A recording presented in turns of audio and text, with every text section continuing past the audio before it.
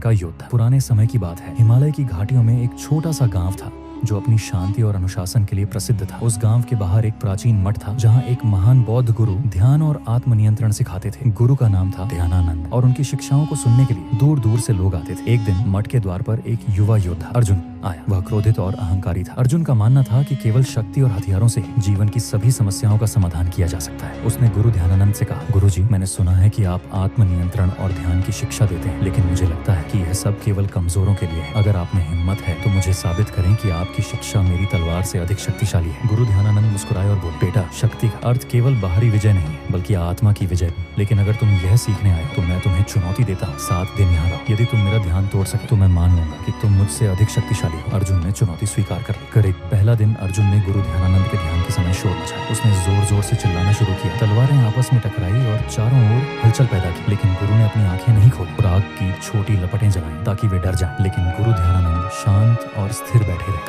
तीसरा दिन अर्जुन ने गुरु को चुनौती देने के लिए मठ के पास गांव के लोगों को डराने की कोशिश की। उसने गांव वालों के घरों के पास अपनी तलवार का प्रदर्शन किया, लेकिन गुरु ने किसी भी प्रतिक्रिया नहीं दी। हर दिन नई कभी उसने गुरु के ध्यानस्थ शरीर के पास जहरीले सांप छोड़े तो कभी तेजी से बहते पानी का शोर किया, लेकिन हर बार गुरु ध्यानानंद गहरी शांति में डूबे रहे। 7वां दिन अर्जुन निराश हो चुका था। उसने महसूस किया कि गुरु को परेशान करना असंभव है। उसने हार मानते हुए गुरु से पूछा, गुरुजी, आप इतने शांत और स्थिर कैसे रहते? क्या आप डरते नहीं? क्या आपको क्रोध नहीं आता? गुरु ने धीरे से अपनी आंखें खोलने और कहा, अर्जुन, मेरी शक्ति मेरी तलवार नहीं बल्कि मेरा ध्यान। तुम्हारी हर कोशिश मेरे अंदर की शांति को छू भी नहीं पाई, क्योंकि मैंने अपने भीतर के शत्रुओं, क्रोध, भय और अहंकार को पहले ही हरा दिया है। अर्जुन हैरान था। उसने सिर झुकाकर गुरु से माफी मांगी और पूछा, गुरुजी, क्या आप मुझे सिखा सकते हैं कि मैं भी अपने भीतर की लड़ाई जीत सकूं? गुरु मुस्कुराए और बोले, युद्ध तुम्हारे बाहर नहीं, तुम्हारे भीतर है। ध्यान ही तुम्हारी असली तलवार है। अब मैं तुम्हें सिखाऊंगा। के सानिध्य में ध्यान का अभ्यास शुरू किया। सालों बाद अर्जुन हिमालय के सबसे शांत और प्रतिष्ठित योद्धाओं में से एक बन गया। लेकिन गांव वालों को एक बात का हमेशा आश्चर्य होता था, अर्जुन ने अपनी तलवार कभी दोबारा नहीं उठाई। जब अर्जुन से इस बारे में पूछा गया तो उसने मुस्कुराते हुए कहा, गुरुजी ने मुझे सिखाया कि असली लड़ाई जीतने के बाद बाहरी लड़ाइयों की आवश्यकता नहीं रह जाती। मेरी तलवार अब मेरी आत्मा का ध्यान है। यह सुनकर हर कोई गुरु ध्यानानंद और उनके शिष्य अर्जुन की शिक्षा का आदर करता था।